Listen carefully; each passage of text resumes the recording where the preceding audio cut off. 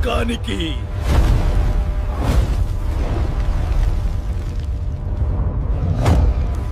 ఓం నమః శివాయ. ఓం నమః శివాయ.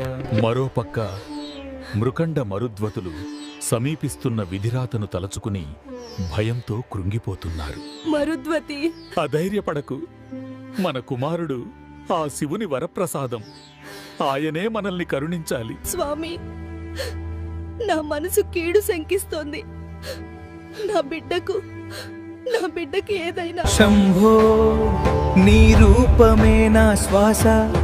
కాలమొచ్చినా నా భయమేమిటి? నీ చరణమున నిలిచిన వానికి మరణమేమి చేయగలదు? శంభో, యమదూతుల కాళ్ళు వినిపించుచున్నవి. నీ నామమే నా కవచమయ్యే.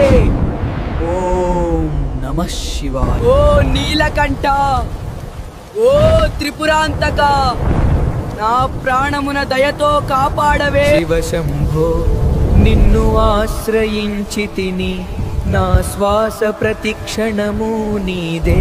భయం మాయమై భక్తి వెలిగే, నీ నామమే నా జీవన గీతం. మరణం నన్ను గేరుట చూస్తున్నా, నీవున్నావంటే నేను కాళేశ్వర మృత్యుంజయ, నీ పాదములోనే శరణాగతుడను. నా వయసు చిన్నదే గాని నా విశ్వాసం సముద్రమంతది.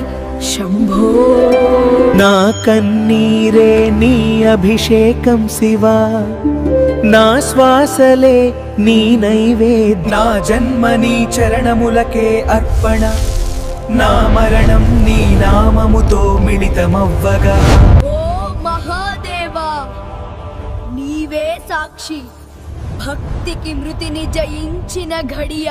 ఓంకారములో లీనమయ్యానే, నీవే నా మొదలు.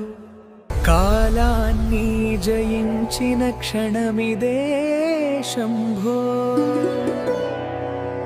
ఓం నమః శివాయ.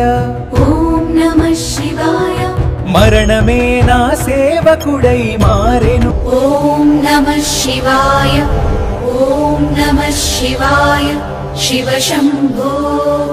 మార్కండేయుడు ఆ విధంగా శివుడిని స్తుతిస్తూ